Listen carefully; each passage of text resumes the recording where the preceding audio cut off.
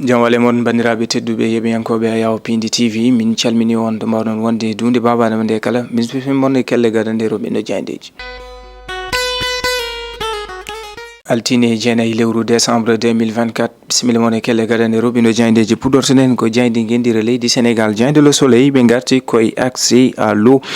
des villages autour de Lac de Guiers kamɓe Jayde le Soleil ɓe garti koye Lac de Guiers toon ɗo ndiyam ɗam ummoto ha ga e lamorgo leydi Sénégal ɓe garti noon e ɗin nokkuji walla mbiyen guure tariɗe ɗe ganduɗa oɗo saaha ne pekora to banggue ndiyam laamu ngu holliti nde wawata safrude ɗen caɗele ko ɓoyata mabɓe cafruɗen caɗele beele ɗen guure mbawa hebde ndiyam kelalam tawi ko belɗam Jayde le Soleil arti hen.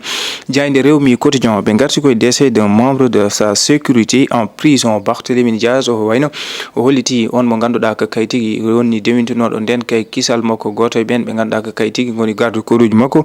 mo fitandu mum walla basɗo fitandu mum toon to suudu dumbirdu ndu Saint-Louis holliti ɗum ɗon kala ne wayno tekkirondi ko laamu leydi Sénégal kono ɓe garti kamɓe l'évidence e ko yetno e wonande ɓen ɓe ganduɗa ko kay tigi jogui nden kay kisal ha ɓuuri tengtude douanier ɓe garti yiide wonande e tuggi lewru wonande novembre ha décembre ne wayno ɓe nangui ɓen ɓe ganduɗa ko wat boniɓe tawi ko kañumen tigi goni ɓen ɓe ganduɗa ko addoɓe walla yiɗoɓe namnude leydi Sénégal to banggue coonele ɗaynoje hani e huuɗo ɗayno ko wayno drogue hay ko nandi hen kamɓe faux médicament ɓe kolliti ne wayno heccanki o ɓe mbawi junggo ko abbi e 3 millions e koppareje men franc CFA kono ɓe garti kamɓe l'évidence e Bougane Gueye Dany o arti koye pollugol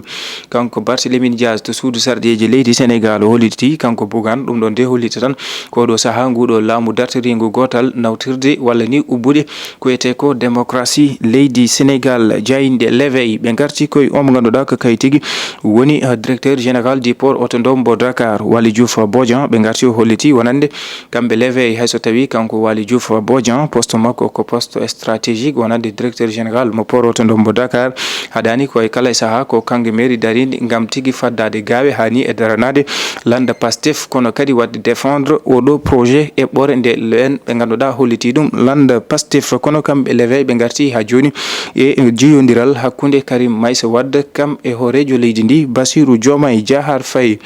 Jayde l'observateur ɓe garti koye le fabuleux destin d'El Malick Ndiaye kamɓe l'observateur ɓe garti koye gurdam to banggue wonande cukagu cakatagal hande oɗo saaha ɗo yetti kanko El Malick Ndiaye ɗon ɗo woni suga toon to Daara Jolof e artude ni anande anecdote bammakko yinnoɗo indirdemo Mor Ndiaye hani ɓe garti wonande ko yiyete ko groupe télécentre El Malick Ndiaye ɓe garti hani e wayno cukagu makko ɓe garti e kamɓe l'observateur e ni saaha hakkude makko e on mo ganduɗa ko tani makko kanko El Malick Ndiaye o saaha ni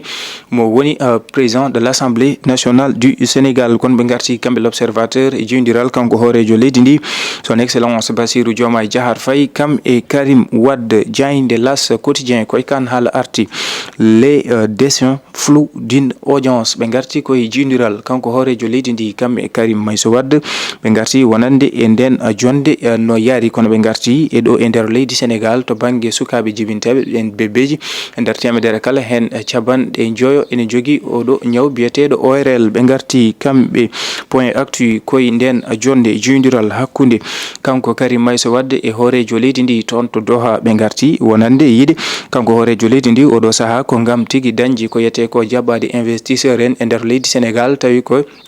sababu o mo ganduɗa umri koye Karim Wade kono ɓe garti holko haalata holko wonata miijo kam e darde o mo ganduɗa ko Mimi Touré caggal noon nde wonno yummare mo ganduɗa ko kay rewranno Karim Wade leydi Sénégal ene rewa ɗum ko abbi e 3.jeetati milliards. Jayde enquête ɓe garti koye manœuvre à Doha jeydiral kanko horejo leydi ndi kam e Karim Meïssa Wade ɓe garti wonande cuuɗindi yewtere mabɓe yiide Jayde enquête kanko mo ganduɗa ko toon to Qatar kanko horejo leydi ndi kam e Karim Meïssa Wade ɓe jindiri kono ɓe garti to banggue wonande faggudu leydi Sénégal hani e gueɗe dawrugol ɗum ɗo kala ene jeyno ko wonno jewtere mabɓe hakkude kamɓe ɗiɗo ɓe kanko horejo leydi ndi e Karim Wade.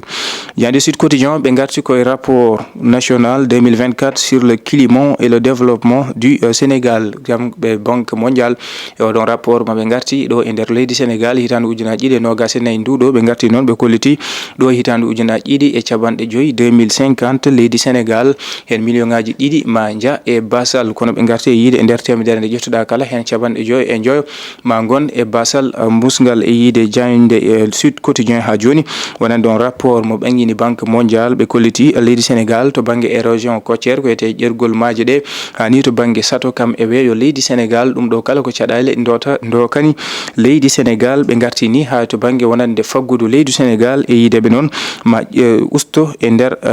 temedere nde ƴettuɗa kala tati piccal tati hani tati jeenayyi piccal nayyi e nder temedere kala tawi koye PIB leydi Sénégal. Diagne Le Quotidien ɓe garti ko e Diomaye joue au golf kanko horejo leydi ndi jullu makko toon to Moyen-Orient kanko horejo leydi ndi oɗo saaha ne wayno o fawi yakare makko tigui koye ballal ɓen ɓe ganduɗa ko kañumen goni Arabie Saoudite beele tigui wawde wadde financé nde ɗo eɓɓore horizon 2050 kono ɓe garti kamɓe Le Quotidien kanko horejo leydi ndi jiyodiral makko e Karim Meïssa Wade ɓiɗɗo e Abdoulaye Wade toon to Doha ɓe garti hen kamɓe Le Quotidien. bandiraɓe tedduɓe yeɓiyankoɓe ha Yawo Pindi TV ko ɗum woni ko min doɓinnomon e kelle gaɗen Robindo Diagne subaka hande o min dokono adi talata janggo so hawre wele dalla ɗo e nden yo jaam jogomin jogo en on jarama.